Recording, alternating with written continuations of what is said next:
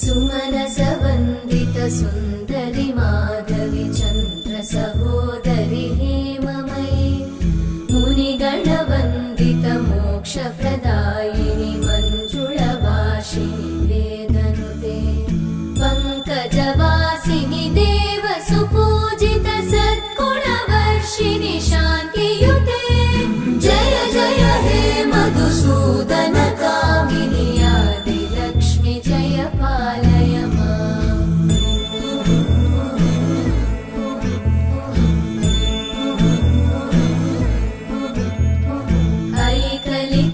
ऐकलिकल्मषनाशिनि कामिनि वै